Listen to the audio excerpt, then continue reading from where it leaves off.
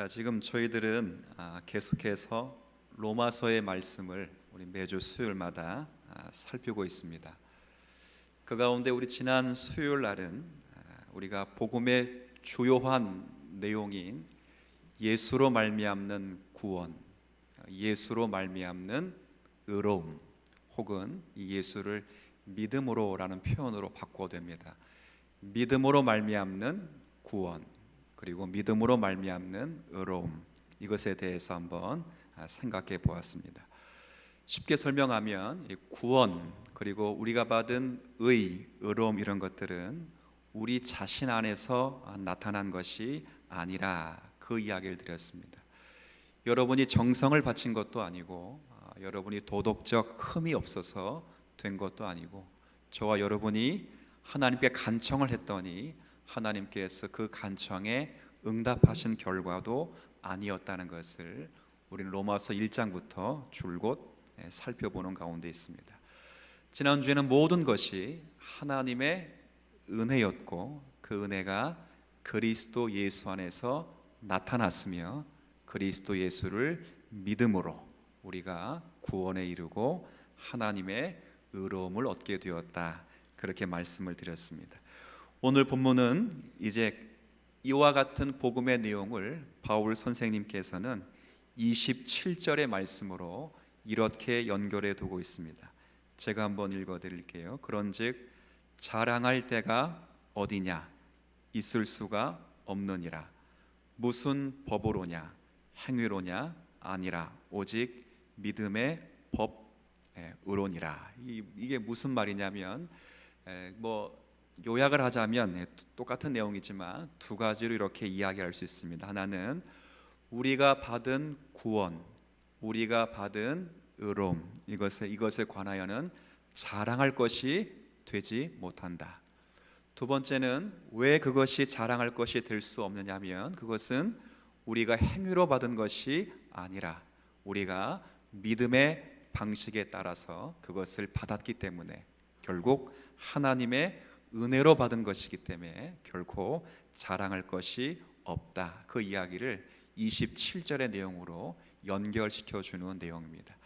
그런 가운데 이제 27절부터 31절, 오늘 우리가 읽은 본문의 내용은 이처럼 믿음으로 구원을 얻는다, 믿음으로 의롭다함을 받는다라고 하는 진리를 사도 바울 선생님께서 변호하시기 위해서 있을 법한 몇 가지 질문들을 스스로 하시고 거기에 답을 하시면서 이 진리를 변호하는 내용들을 우리가 확인해 볼 수 있어요.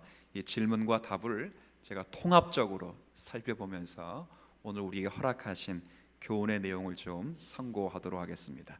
첫 번째 질문을 이렇게 묻습니다. 27절 제가 똑같이 읽어 드릴게요. 곧 27절 아까 제가 읽었던 내용인데, 그런즉 자랑할 때가 어디에 있느냐, 그러니까 어디냐라고 말하는 것은 자랑할 것이 있다는 말입니까, 없다는 말입니까? 없다, 그 말이죠. 저도 이번 이 자랑이라는 단어를 책을 읽으면서 주석을 보면서 이 자랑이란 말이 전쟁터에서 나온 말이라는 것을 제가 이번에 공부하면서 처음 이제 알게 되었어요. 이 자랑이 전쟁터에서 나온 말이래요. 그래서 어떻게 나온 말인가 그럴 때는, 군인들이 그 적군을 향해서 돌진해 나갈 때 이 적군과 싸우기 위해서는 확신과 신념이 있어야 되는데, 이 확신과 신념이 있으려면 그냥 신념 가지고는 되지 않고, 분명 적군보다는 더 좋은, 더 어떤 나은 어떤 무기가 있든지 숫자적인, 군사적인 숫자가 있어야만 이 군사 전쟁에서 적군을 향해서 돌진해 나아갈 수 있어요. 그러니까 예를 들면 우리 아군이 아무리 소총을 가고 이렇게 총을 쏠지라도 이 적군이 대포를 가지고 있고 미사일을 가지고 있거나 혹은 핵폭탄을 가지고 있으면 사실은 게임이 되지가 않겠죠. 그럴 때 우리가 저 적군을 이길 수 있는 어떤 무기, 군사적인 숫자가 훨씬 우월하다, 이럴 때 거기서 나오는 신념과 확신을 가지고 적군을 향하여 돌진할 수 있다, 그 말입니다. 예를 들면 너희보다 우리가 더 크고 강하다. 군사의 숫자가 훨씬 많다. 무기가 훨씬 월등하다. 그러니 반드시 너희를 무찌를 것이다. 이렇게 생각을 하면 사실 적군에 쉽게 나아갈 수 있겠죠. 근데 이 말은 예전에 그 다윗과 싸웠던 골리앗이 이 말을 했어요. 너보다 훨씬 낫다라는 말로 이렇게 적군에게 전진했던 것을 확인할 수도 있습니다. 맞습니다. 곰곰이 생각해 보니까 이런 자랑거리는 사실은 우리가 하루하루를 살아가면서 때로는 확신 속에 살아가도록 하는 어떤 자원이 되기도 합니다. 그렇죠. 나에게 그것이 있기 때문에 내가 조금 참을 수도 있고, 혹은 나에게 그것이 있기 때문에 조금 넉넉하게 될 수도 있습니다. 그렇죠. 그러니까 남들보다 더 나은 무엇이 있을 때 그 나은 것 때문에 사실 더 확신이 가고 신념이 가고 더욱더 확고한 자세를 갖는 것이 맞습니다. 그럴 수 있습니다. 그런데 그런 많은 자랑일지라도 오늘 바울 선생님께서 이야기하고 싶은 내용은 그렇게 자랑할 것이 많아도 무엇 앞에서는 자랑할 수 없는가? 그럴 때 그것은 다른 것이 아니라 복음 앞에서는, 구원 앞에서는 아무것도 자랑할 수 없다, 이렇게 이야기를 하는 거예요. 왜 그러는가? 그럴 때 우리는 로마서 1장 이미 18절 이후의 말씀부터 우리가 읽어왔기 때문에 사실은 모든 인간들이 하나님 앞에서 대책이 없는 사람들이기 때문에 하나님 앞에서 구원과 관계돼서는 결코 자랑할 것이 없다는 것 알고 있습니다. 우리가 에베소서 성경 말씀도 여러분이 알고 있듯이 에베소서 2장 1절 이하의 말씀에 보면 여러분이 잘 아시는 말씀이죠. 허물과 죄로 죽었던 너희를 살리셨도다, 그렇게 되어 있습니다. 과거 완료입니다. 죽었던 너희들입니다. 그러니까 우리가 하나님 앞에서 많은 것들을 자랑하고, 그리고 심지어 자랑할 것이 인간에게 있다는 것들은 그 인간의 자존심을 세워주고 어떤 의미에서는 그 인간에게 확신과 위로를 줄 것이 있을 수는 있으나, 그러나 모든 자랑도 우리의 구원과 우리의 의로움과 예수 그리스도 앞에서는 아무것도 자랑할 것이 없다. 이게 사도 바울 선생님이 이 이야기를 오늘 이야기를 하는 것이죠. 바울 선생님의 자랑거리를 한번 곰곰이 생각해 보십시오. 이 바울 선생님은 자랑거리가 참 많을 수 있는 분입니다. 여러분이 아시는 대로 그분은 바리새인 중에 바리새인이었고, 또 집안도 괜찮고 학벌도 괜찮았습니다. 종교성도 괜찮고 도덕성도 괜찮습니다. 그런데 그분이 뭐라고 말을 했냐면, 나는 이 모든 것들을 다 배설물로 여긴다, 이렇게 말했습니다. 왜 그렇게 여겼는가? 그 전까지만 해도는 다 자랑했습니다. 그러니까 예수님을 만나기 전에, 예수 그리스도의 복음을 알기 전에는 모든 것이 자랑거리였습니다. 바리새인 중에 바리새인, 나의 학벌, 나의 집안, 나의 종교성, 나의 도덕성, 나의 열심, 나의 정성, 모든 것이 자랑거리가 되었는데, 그러나 그 모든 자랑거리를 예수 그리스도를 만난 이후부터는 배설물로 여기게 될 때는 이유가 있는 것입니다. 왜 그러는가? 자신이 자랑하는 것으로 구원에 이르지를 않았기 때문에 그렇습니다. 사도 바울이 그걸 배설물로 여기는 이유는 단 한 가지입니다.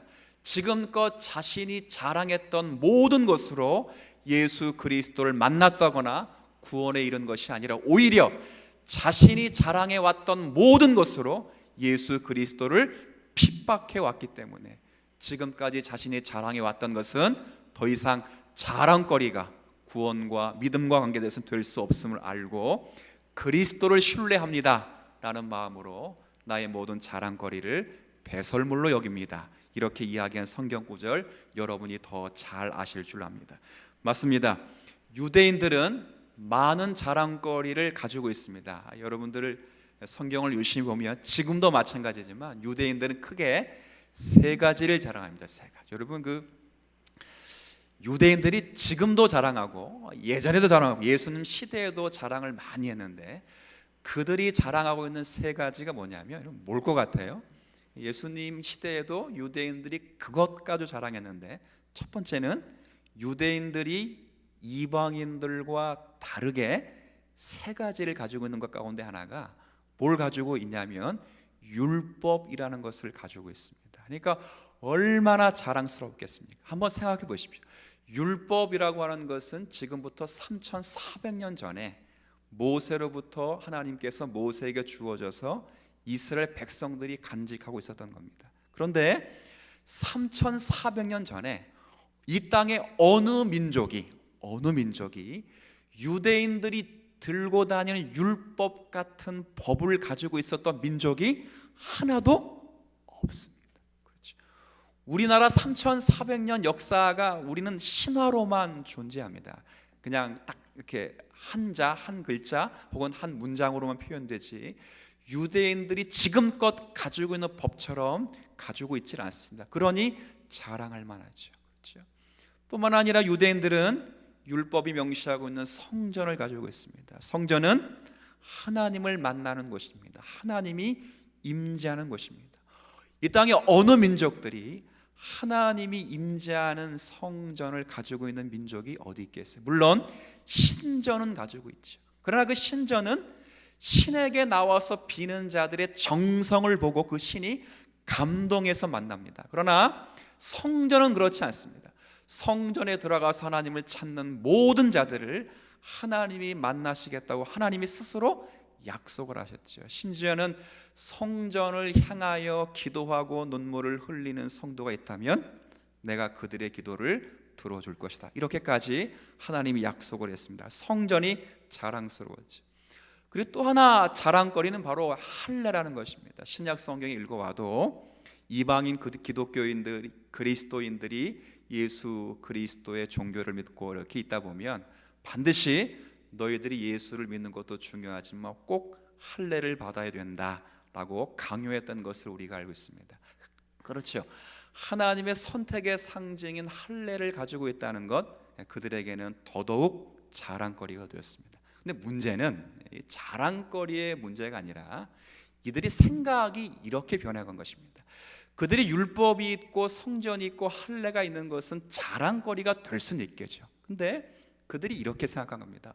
어떻게 생각하냐면 우리에게 율법이 있고 성전이 있고 할례가 있는 것을 보니까 하나님 우리에게 율법을 주시고 성전을 주시고 할례를 허락해 주신 것을 보니까 우리가 최소한 다른 사람들보단 조금 낫기 때문에 율법을 받을 만해서 그리고 성전을 받을 만해서 할례를 받을 만해서 하나님께서 우리에게 주신 것이 아니겠느냐라는 착각에 빠지게 됐습니다. 착각. 그러니까 율법과 성전과 할례가 있다는 것 자랑거리가 아니라는 것이 아닙니다. 자랑거리죠. 자랑거리. 근데 저들이 착각을 하기 시작했습니다. 저들에게 있는 자랑거리를 자랑하다 보니까 무슨 자랑이 이르게 되냐면 아하, 내가 이것을 가지고 있는 것 보니까 다른 사람들보다 내가 더 낫기 때문에 하나님이 누구에게 주셨다고 생각을 했겠어요? 나에게 주셨다 이렇게 생각을 하게 된 것이죠. 그래서 하나님께서 그것을 질타하시죠. 왜 사도 바울이 오늘 이 말씀을 이렇게 이야기하냐면 사실은 이것을 비판하는 이유는 딱 하나입니다. 이렇게 되면 하나님의 은혜가 사라지기 때문에 그렇습니다. 구원이 하나님의 선물이라는 것이 사라지고 결국 인간의 자랑만 남기 때문에 그렇습니다. 오늘 우리가 읽는 로마서의 10장에 보면 이 말씀을 조금 더 이렇게 표현해 주고 있는데 한번 10장을 한번 좀 가보십시오. 10장에 이렇게 기록되어 있습니다. 10장 1절부터 4절까지를 제가 조금 읽어드리겠습니다. 자, 10장 1절부터 4절까지 제가 읽겠습니다. 형제들아, 내 마음에 원하는 바와 하나님께 구하는 바는, 그러니까 사도 바울이 간절히 기도하고 있는 내용이 뭐냐? 그것은 이스라엘을 위하며 동족을 위함인데 그 동족들이 구원을 받기 위함이라. 우리도 비슷하잖아요. 대한민국 성도들 여러분의 가족들이 구원을 받는 것, 이것이 바울 선생님의 소원입니다. 자, 내가 증언하노니 그들이 하나님께 열심히 있으나 올바른 지식을 따른 것은 아니니라. 여기서 그들은 당연히 그러면 1절에 나와 있는 누구겠어요? 여기서 유대인들을 가리키는 겁니다. 유대인들이 하나님께 열심히 있으나 올바른 지식에 따른 것이 아니니라. 하나님의 의를 모르고 자기 의를 세우려고 힘써 하나님의 의에 복종하지 아니하였느니라. 그러므로 그리스도는 모든 믿는 자에게 의를 이루시기 위하여 율법의 마침이 되셨느니라. 이렇게 되어 있습니다. 여기서 그들이라고 하는 것은 분명 이스라엘, 즉 유대인을 가리키는 표현입니다. 그런데 바울은 유대인들이 하나님을 향해서 뭐가 있다고 되어 있냐면 2절에 보니까 유대인들이 하나님을 향해서 뭐가 있다고 그랬어요? 열심이 있습니다. 열심. 근데 바울이 지금 3절과 4절을 이어서 이 2절을 연결해서 해석하는 건 뭐냐면, 저들이 왜 하나님께 열심이 있었는데 하나님이 보내신 메시아를 십자가에 못 박았느냐, 그걸 물어보는 거예요.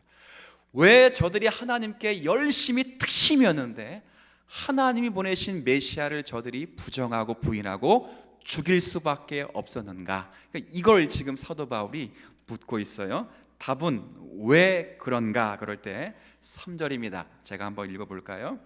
자, 하나님의 의를 모르고 그 다음 자기 의를 뭐 하려고요? 왜 하나님께 열심히 있는데 왜 예수님을 십자가에 못 박고 예수님을 부정했는가? 그럴 때 자신의 의를 세우려, 이게 뭐예요? 자랑거리를 삼으려고 예수님을 십자가에 못 박았다, 이겁니다. 그러니까 자신이 자랑할 것을 지키기 위하여 예수 그리스도를 십자가에 죽였다. 사도 바울이 그렇게 지금 유대인들을 평가해 놓고 있다, 그 말입니다. 그러니까 복음서를 보셔도 바리새인들이 왜 예수님을 그렇게 미워했냐면 사실은 간단합니다. 그것은 바리새인들이 하는 행위를 예수님이 아무런 가치가 없다고 늘 비판하셨기 때문에 그렇습니다. 그러니까 바리새인들이 늘 자랑하고 했던 행위들을 예수님은 저들이 저 자랑과 저 의가 하나님 앞에 구원받거나 사랑을 받는 데는 아무런 가치가 없고 의미가 없다고 늘 비판하고 꾸짖었기 때문에 바리새인들은 예수님을 미워했습니다. 여러분, 누가복음 18장에 보면 두 종류의 사람이 성전에 서서 기도하는 모습이 기록되어 있습니다. 한 대상은 바리새인이고 한 대상은 세리입니다. 세리. 바리새인이 어떻게 기도하는지 여러분 잘 아셨죠? 이렇게 기도하죠. 내가 저 세리와 같지 않은 것에 대해서 진심으로 하나님께 감사합니다. 일주일 동안 내가 2번 금식하고 11조를 드리고 내가 열심히 있으며 토색하지 않으며 간음하지 않은 것에 대해서 감사합니다. 근데 잘 보시면 예수님은 그 바리새인들의 기도와 자랑에 한 번도 칭찬하시지 않습니다. 이게 재밌습니다. 바리새인들은 하나님 앞에 그걸 자랑거리로 꺼내들었습니다. 자신이 하나님께 사랑을 받고 있고 사랑을 받을 수 있고 하나님의 의를 얻을 수 있는 것으로 꺼내놓아 기도하는 게 뭐냐면, 나는 저 사람과 같지 않은 것에 대해서 자랑합니다. 저 사람은 토색하고 거짓말하고 저 사람은 사람을 등치고 사람을 아주 핍박합니다. 전 그렇지 않습니다. 심지어는 일주일에 2번씩 금식하고 11조를 잘 드립니다. 기도도 열심히 합니다. 남을 구제합니다. 선행을 베풉니다. 근데 예수님이 그걸 심판하시고 책망하십니다. 왜 그럴까요? 지금으로 말하면 그겁니다. 여러분들이 11조를 하고 새벽 예배를 드리고 성경을 열심히 읽고 봉사해서 그것이 하나님 앞에 자랑거리가 되지는 않습니다. 여러분, 이제 이걸 오해하실까봐 제가 참 말씀을 드리기가 어려운데, 이렇게 되면 많은 경우에 이런 생각을 반대급부적으로 해요. 그러면 11조를 안 해도 되고 성경을 안 읽어도 되고 기도를 하지 않아도 되는 것처럼 제가 이야기하는 것이 아니라, 11조 하는 것과 기도하는 것, 봉사하는 것, 여러분이 새벽 예배하는 것이 이 바리새인처럼 자기의 의가 되면은 하나님이 결코 그것을 받지를 않으신다는 것입니다. 예수님이 그렇게 바리새인들을 책망하십니다. 그렇죠? 그러나 그들의 행위는 예수님의 진노를 살 뿐이다, 그겁니다. 왜요? 자신들의 행위로 하나님께 인정을 받으려 했기 때문에 그렇습니다. 그렇게 자랑하면 하나님의 은혜가 설 곳이 없습니다. 여러분이 그래도 여러분께서 스스로 생각하실 때 하나님이 나를 이러한 것 때문에 기쁘게 여기셔서 나를 불러주시고 구원하셨지라고 생각하면 여러분 사실은 예수님을 십자가에 2번 못 박는 것과 똑같습니다. 그렇지 않습니다. 목사님, 그럼 우리가 11조하고 새벽 예배 드리는 건 아무런 의미가 없다는 말입니까? 아닙니다. 그것을 하나님께 자랑하거나 그것이 하나님께 사랑을 받기 위해서 드리고 헌신하는 것이 아니라 사랑을 받고 하나님 앞에 구원받은 백성이기 때문에 감사와 기쁨으로 그것을 하는 것뿐입니다. 이것이 다른 것입니다. 그래서 우리가 아까 읽은 말씀 가운데 다시 4장을 한번 돌아보세요. 4장 31절에 보면 이렇게 표현되어 있습니다. 자, 4장 31절입니다.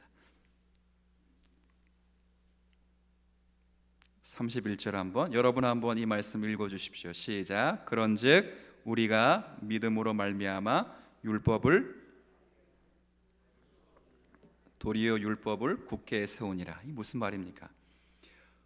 율법을 파기하거나 무효로 만들기커녕 오히려 율법을 굳게 세운다, 이렇게 이야기를 하는 거예요. 무슨 말이냐면 행위에 의하여, 공로에 의하여, 그리고 자신의 덕에 의하여 구원을 받으려고 하면 오히려 율법을 더욱 지킬 수가 없지만, 율법의 행위가 아닌, 나의 공로와 나의 행위가 아닌 예수 그리스도의 은혜로 구원을 얻으면 오히려 율법을 지키는 데 있어서 더욱더 자유로울 수 있다, 이 이야기를 하는 거예요. 그렇죠. 이 이야기가 맞지요. 그러니까 훨씬 더 율법을 이해하고 자랑하고 사랑하게 된다. 왜 그럴 수 있느냐 그럴 때 자유함이 있기 때문에 그렇습니다. 제가 이렇게 좀 설명을 좀 드려볼까요? 여러분, 선행이라고 하는 것은 기독교에도 있고 불교에도 있고 모든 종교에도 있습니다. 그런데 대표적인 종교 기독교와 불교의 선행을 비교해 보면 선행의 목적이 좀 다릅니다. 기독교인들이 선행을 하는 것은 여러분 가운데 착한 일을 하시고 남을 구제하시고 거짓말 안 하고 정직하게 살아가는 이유는 여러분이 구원을 얻으려고 하는 것이 아닙니다. 구원을 얻으려고 하는 것이 아니라 여러분들이 이미 구원을 얻어 천국 백성이 되었기 때문에 천국 백성을 연습을 어디서 한다고요? 여기서. 그래서 여러분들이 생명이 있는 것입니다. 천국 백성을 천국에서 연습한다면 여러분들은 세례받고 바로 뭐 하시면 돼요? 돌아가시면 됩니다. 그렇지 않습니다.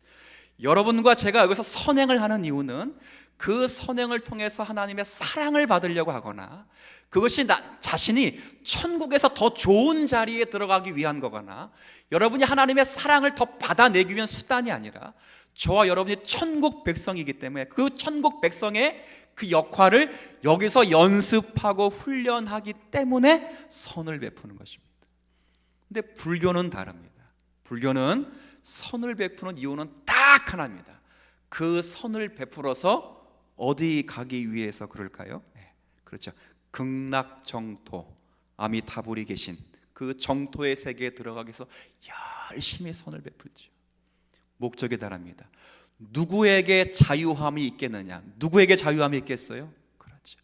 그 선을 많이 해야 정락긍토에 가는 사람이 자유함이 있겠는지, 아니면 선을 행하거나 안 행하도 상관없이 나는 하나님의 자녀의 백성된 자들로 그 은혜가 너무 감사해서 천국 시민의 복을 여기서 누리기 위해서 선을 베푸는 자에게 더 큰 자유함이 있겠는가? 여러분, 더 잘하실 것입니다.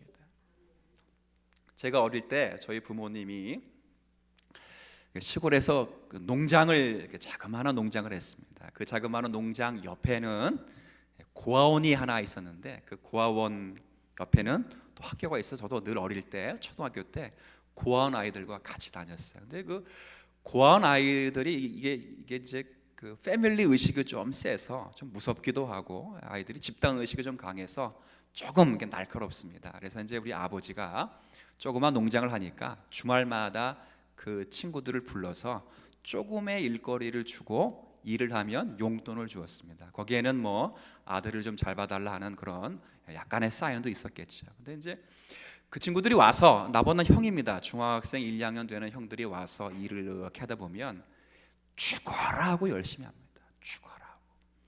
왜 죽어라 하고 열심히 하냐면 죽어라 하고 열심히 해서 우리 아버지에게 뭘 받으려고 하겠어요? 이쁨과 사랑을 받아야 다음에 또 올 수 있습니다. 근데 저는 그렇게 하지 않습니다. 대충 합니다. 대충 해도 아버지가 용돈을 주신다 안 주신다? 주시죠. 뭐가 다른지 아시겠습니까? 바로 이겁니다.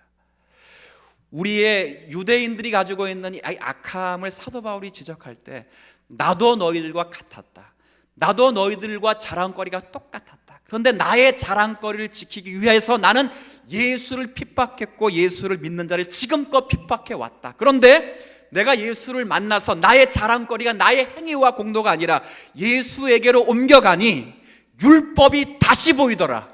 율법을 통하여 자유함이 보이고 하나님이 보이고 그리스도 예수가 보여 나는 이 율법을 영광으로 하나님께 돌릴 수 있다. 이렇게 지금 선언하고 있다 그 말이에요.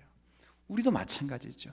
여러분이 자유함을 누리려면 모든 자랑거리에서 속히 떠나서 예수 그리스도에 옮겨가는 은혜가 여러분 가운데 있게 되기를 축원합니다.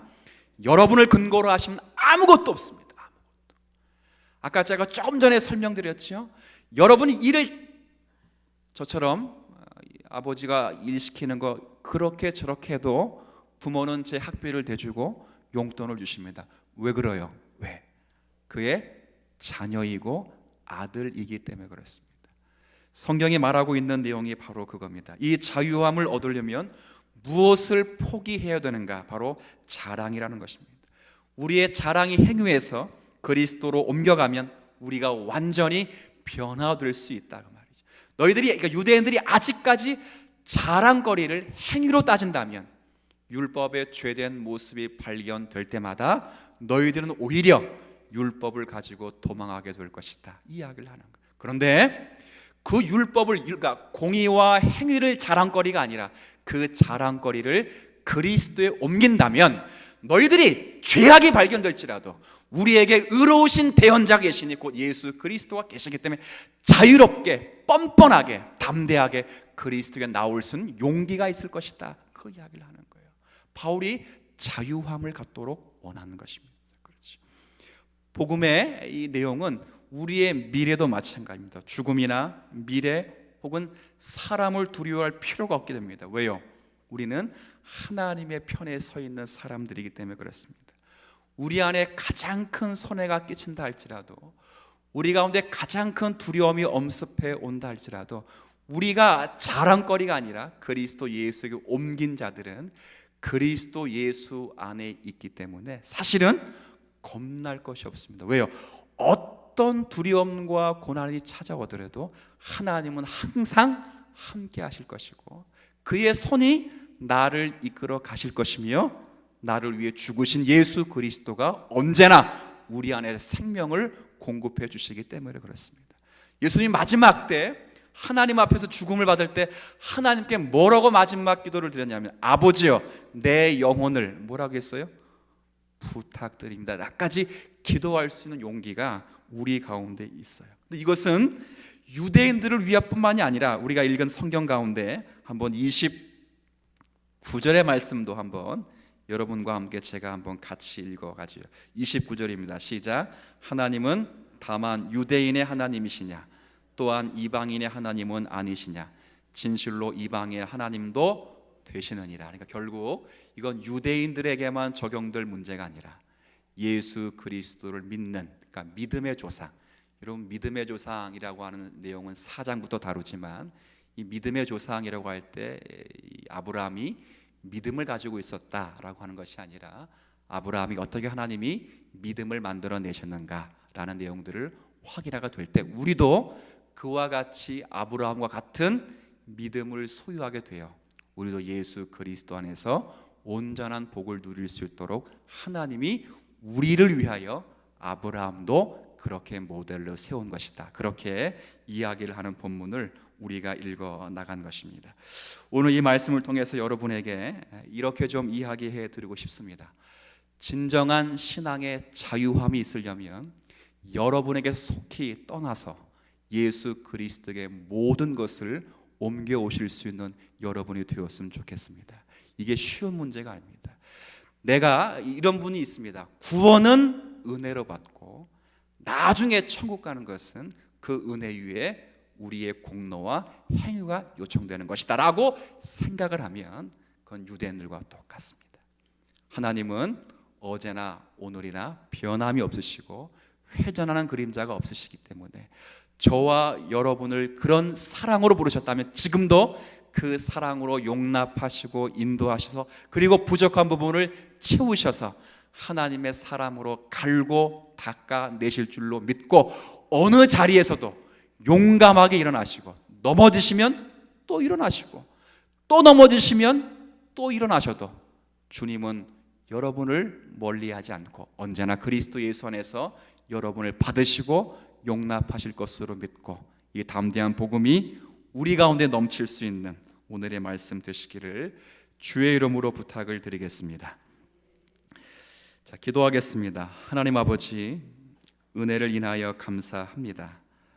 우리의 종교성과 우리의 행위가 아닌 그리스도께 모든 것을 옮겨놓은 성도들입니다. 우리 영적 주소는 그래서 바울 선생님 말씀하신 바와 같이 그리스도 안에 있는 자들입니다. 우리를 여기까지 인도하시고 우리를 여기까지 세우시며 만드셨습니다. 이제 그 은혜 앞에서 자신을 자랑하려 하지 않게 하시고 오직 그리스도 예수 안에서 그리스도를 붙잡는 믿음으로 자유함을 가지고 그에게 맡기고 자녀된 자들로서 멋지게 살아가는 성도들이 되도록 은혜를 더하여 주옵소서. 이 세상 살면서 주눅들지 않게 하여 주옵시고 넘어지면 또 일어나면 되는 문제이오니 언제나 주님 붙잡고 일어나게 하여 주옵시고 우리가 죄를 짓지 않는 것이 우리가 노력해야 될 문제지만 또 죄 짓고 넘어질지라도 우리의 행위에 우리의 공로에 구원이 달린 것이 아니라 그리스도의 희생과 죽으심에 우리의 구원이 달려있는 문제이오니 언제나 의로우신 대언자 되시는 예수 그리스도에 나아가는 믿음을 갖고 승리하도록 하나님 은혜를 더하여 주옵소서. 남은 3일 동안도 주의 은혜 속에 살기를 원합니다. 이 모양 저 모양 속에서 저희들의 삶을 살아가기를 소원할 때 하나님 붙잡고 그리스도 예수 붙잡고 승리하게 하여 주옵소서. 초조하거나 불안해하지 않게 하여 주옵시고 예수가 우리를 위하여 죽으셨기 때문에 어떠한 것도 하나님의 사랑에서 끊을 수 없음을 믿고 의연하고 초연하게 우리에게 허락된 길을 걸어가는 저희 모두 되게 하여 주옵소서. 교회 가운데 있는 병약자분들을 위해 특별히 기도합니다. 하나님께서 위로해 주시기를 소원하옵고 저희들이 함께 기도하여 의인의 간구에 힘을 발휘할 수 있도록 은혜를 더하여 주옵소서. 영육 간의 강건함으로 성령의 충만함으로 육신의 자유함으로 허락해 주셔서 언제나 주 안에서 평안한 마음을 누리며 주어진 일생을 살아가도록 하나님 은혜를 덧입혀 주옵소서. 무더운 여름 가운데 있는데 하나님 모든 성도들을 건강케 하시고 섬기는 가정과 모든 일마다 주 안에서 주님과 함께하는 형통을 누리게 하여 주옵소서. 감사드리며 예수님의 이름으로 기도 올립니다.